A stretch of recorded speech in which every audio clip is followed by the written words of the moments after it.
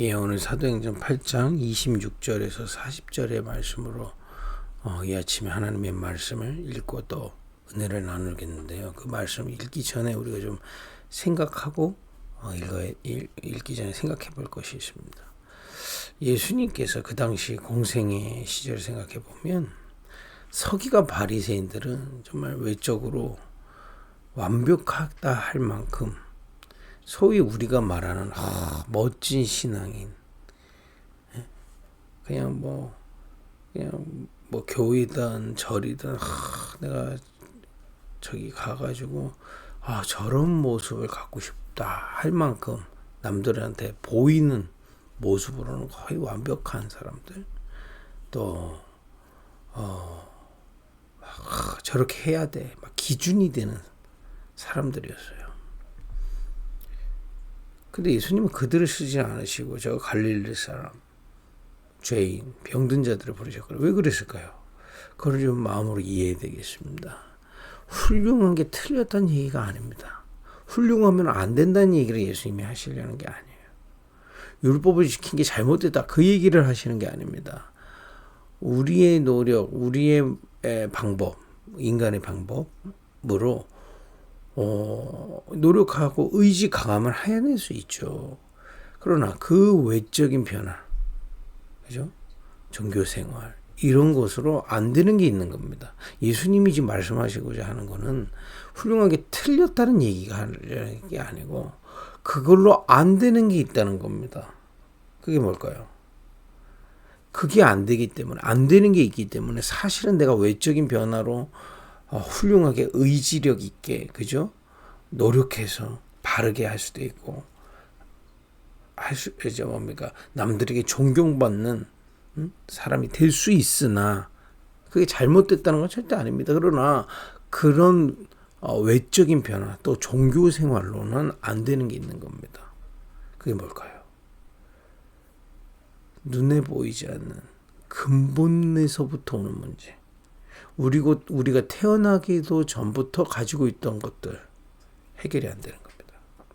그걸 근본 문제라고 성경은 얘기하고 근본적으로 있는 문제예요. 원죄라고 그러기도 합니다. 또 영적으로 있는 문제라는 겁니다. 이걸 우리의 의지, 우리의 바른 생활, 우리의 종교 생활로는 해결할 수가 없는 겁니다. 그래서 세상 사람들이 바라보는 외적인 생활, 또 열심히 의지 있는 의지력 이런 것들로는 내게 있는 태어나기도 전부터 온 그 원죄를 해결할 수가 없는 겁니다. 영적 문제 해결이 안 되는 거예요. 근본 문제 해결이 안 되는 겁니다. 그래서 결국에는 자기도 못 살려요. 여기서부터 운명을 못 살린다니까요. 결국에는 운명대로 가게 되고요.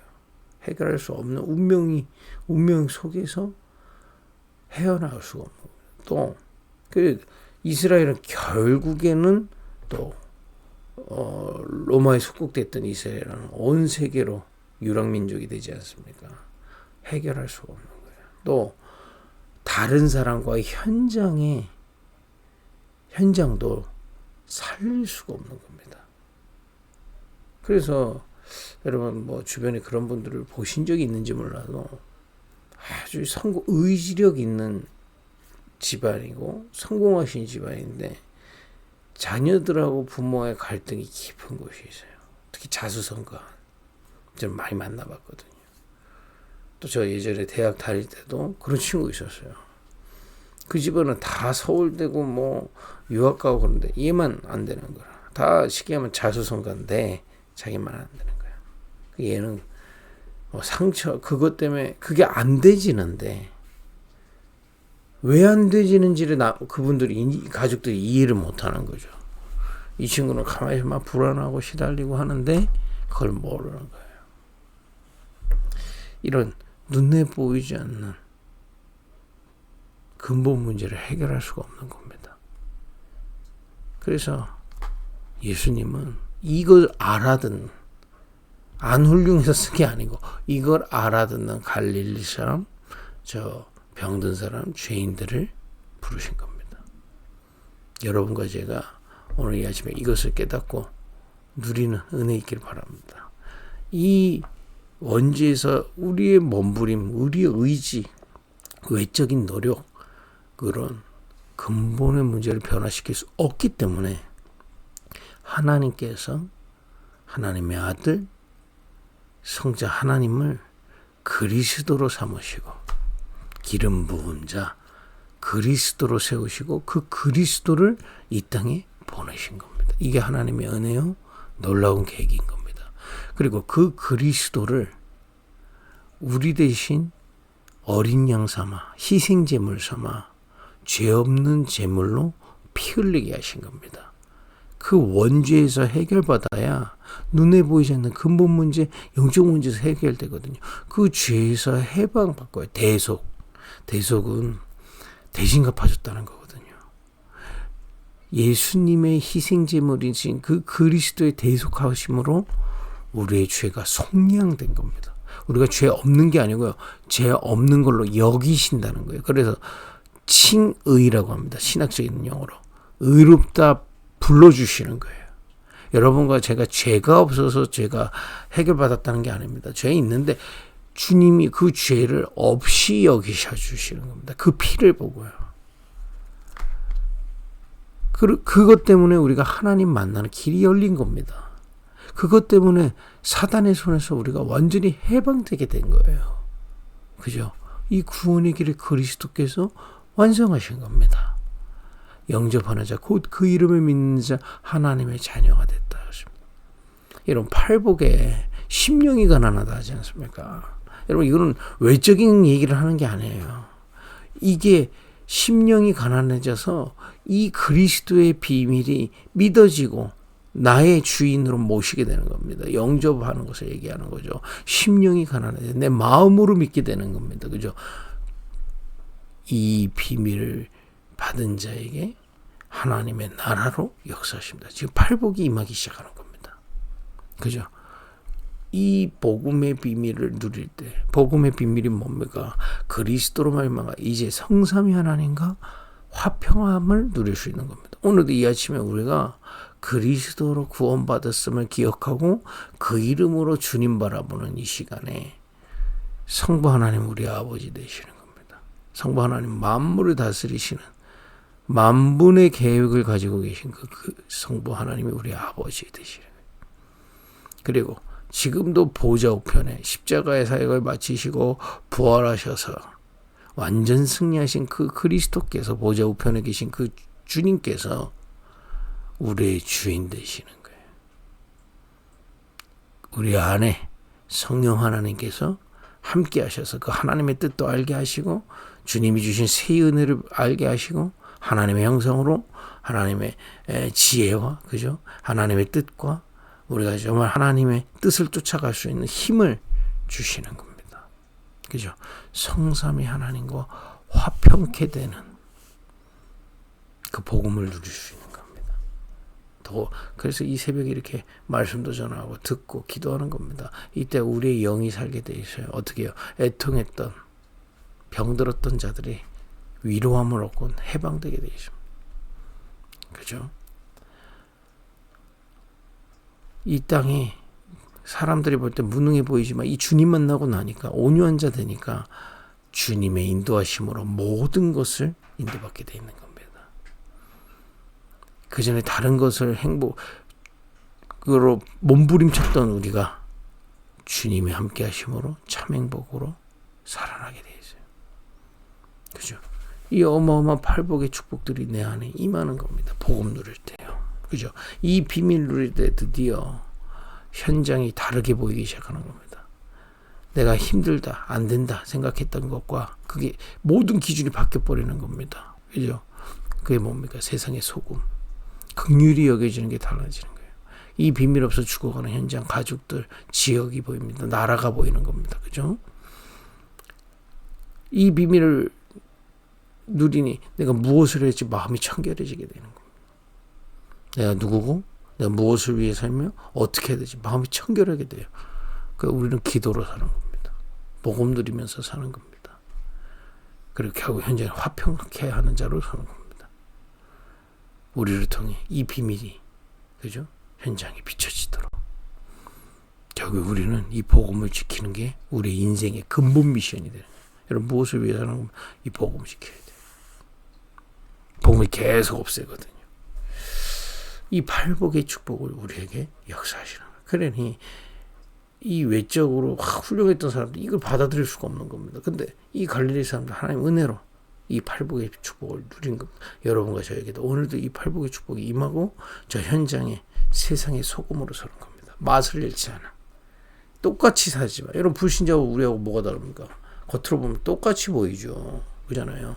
그런데 우리의 영적인 상태가 다른 겁니다. 세상의 소금 이 맛을. 그래서 우리가 자꾸 서밋 타임, 기도 이유가 뭡니까? 뭘 응답받으라는 게 아닙니다. 세상의 소금 똑같이 살지만 우리의 상태는 팔복을 누리는 하나님의 나라를 소유한 그 세상의 소금으로 서 있는데 우리는 세상의 빛으로 하나님이 딱 세우시는 겁니다.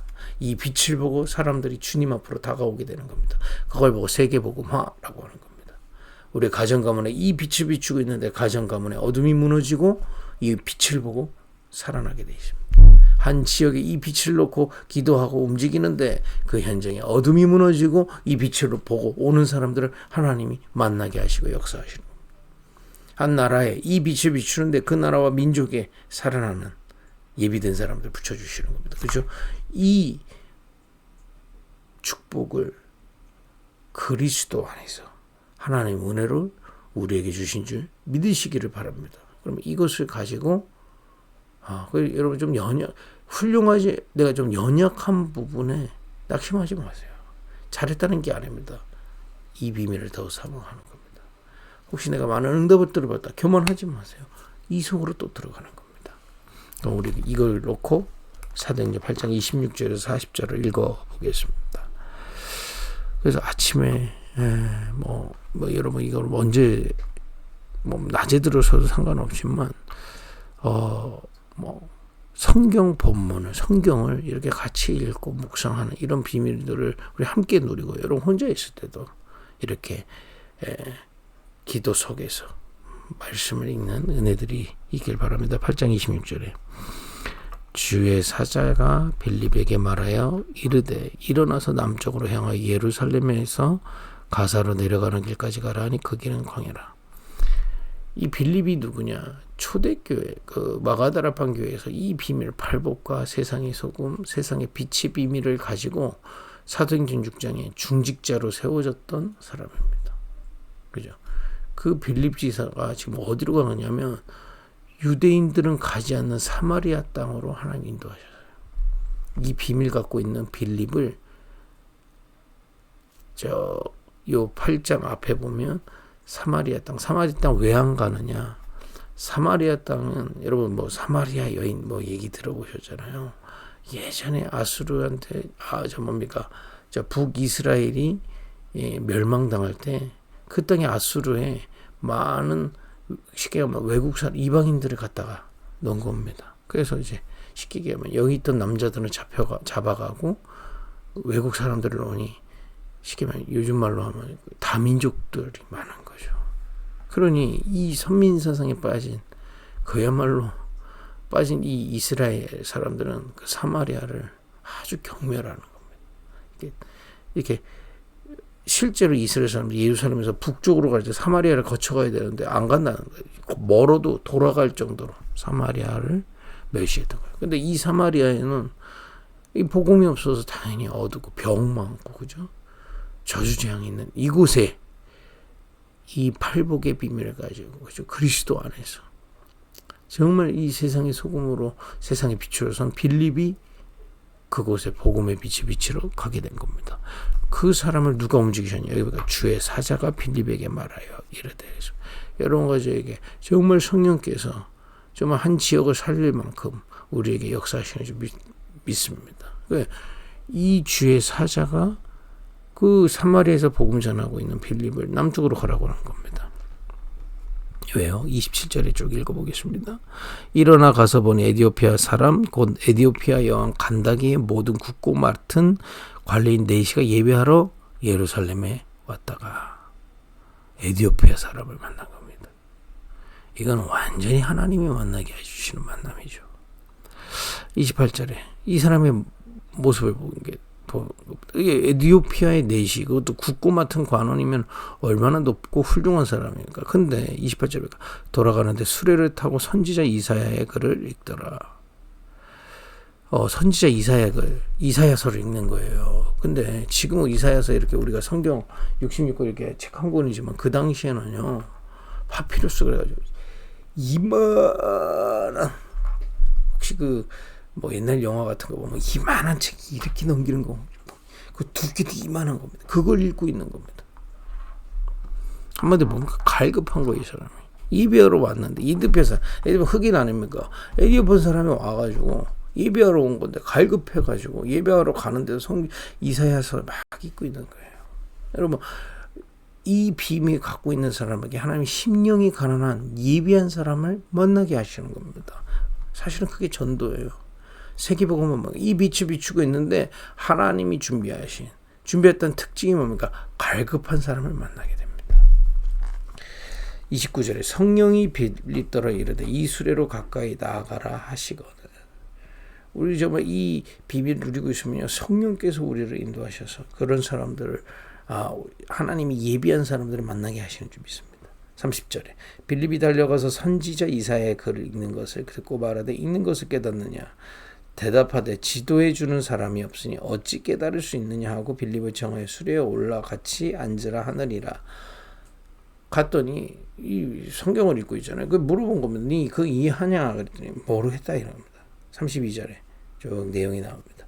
있는 성경 구조는 이것이니 이르렀으되 그가 도살자에게로 가는 양과 같이 끌려갔고 털 깎는 자 앞에 있는 어린 양이 조용한 것 같이 그의 입을 열지 아니하였도다. 그가 굴욕을 당했을 때 공정한 재판도 받지 못하였으니 누가 그의 세대를 말하리요 그의 생명이 땅에서 빼앗김이로다 하였거늘 그 내시가 빌립에게 말하되 청컨대 내가 묻노니 선지자가 이 말한 것이 누구를 가리킴이냐 자기를 가리킴이냐 타임을 가리키느냐. 빌립이 입을 열어 이 글에서 시작하여 예수를 가르쳐 복음을 전하니. 하나님이 이 빌립을 쓴 결정적인 이유가 여기서 나오는 겁니다. 이사야서에 예수님에 대한 예언을 읽고 있는데 거기서 다른 소리 하지 않는 겁니다. 오직 그리스도. 왜냐? 여러분 그리스도 아니고서는 하나님의 나라 임하지 않습니다. 아까 첫 서론에 말한 대로 근본 문제 해결될 수가 없습니다. 그 복음을 전한 겁니다. 길 가다가 물 있는 곳에 이르러 그 내시가 말하되 보라 물이 있으니 내가 세례를 받으면 무슨 거리낌이 있느냐. 예수님을 진심으로 영접하고 세례가 뭡니까? 고백하는 거 아닙니까? 얘기하면요. 세례를 받을 만큼 하나님의 은혜를 받은 거예요. 여러분과 저에게 이건 완전히 하나님이 하신 세계복음화에 쓰임받길 예수님을 축복드립니다. 그러기 위해서 우리가 정말 오늘도 그리스도 안에서 눈에 보이지 않는 하나님의 나라가 내 안에 임하는 팔복을 누리고요.